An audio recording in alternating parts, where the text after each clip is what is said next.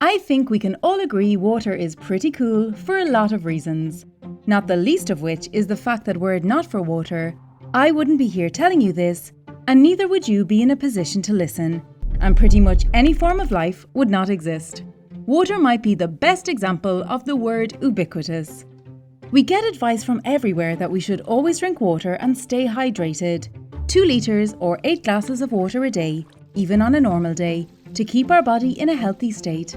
But as with most things, too much water in a short span of time can be harmful.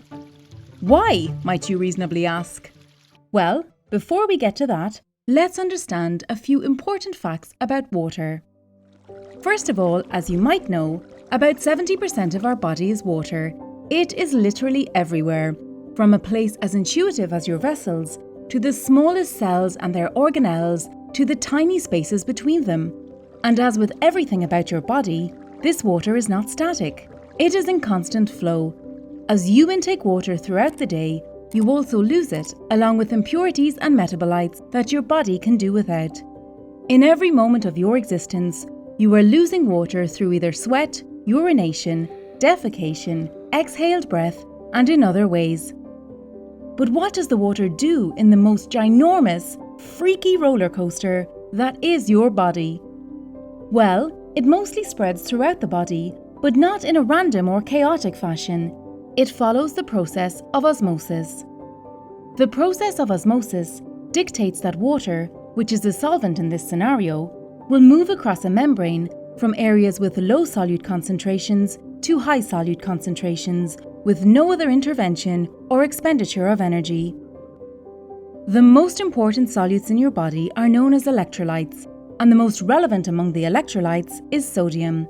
Now that might sound quite complex, but if we grossly oversimplify, we can say that our buddy water has the biggest crush ever on the new girl in school called sodium, and he more or less follows her around everywhere she goes.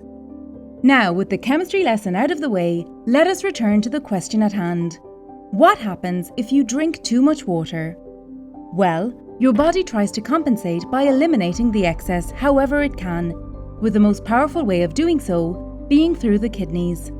But since the excretion capacity of a healthy kidney caps at about 1 litre of water per hour, going beyond that capacity can have harmful consequences. So, what happens if you drink enough water to make the kidneys work overtime? Well, in order to understand just how screwed you might be, we need to mention a few things about sodium.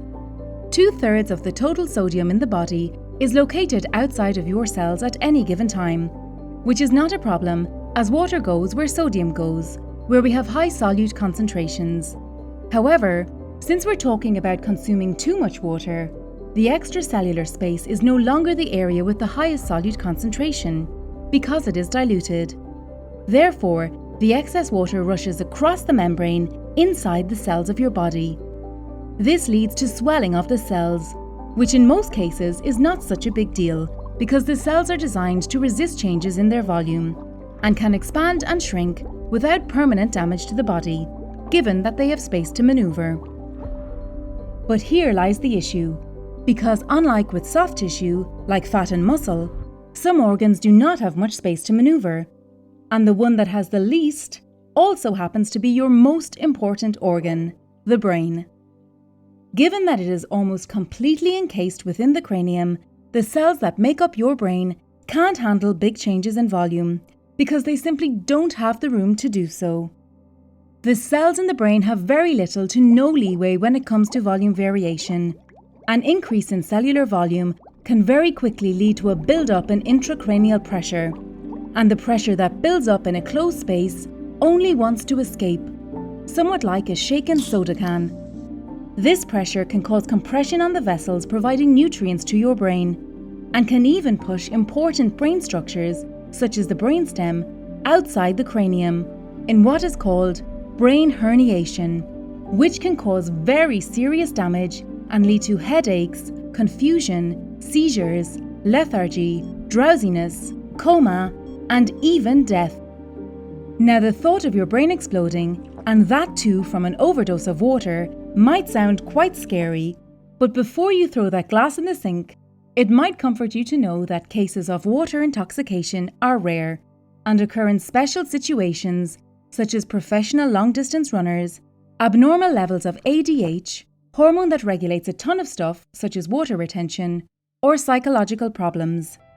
And remember, the best way to keep hydrated is to listen to your body and drink water when you're thirsty. It is the best proven guideline when it comes to maintaining your hydration levels. Thank you for watching, and don't forget to keep yourself hydrated. In moderation, of course.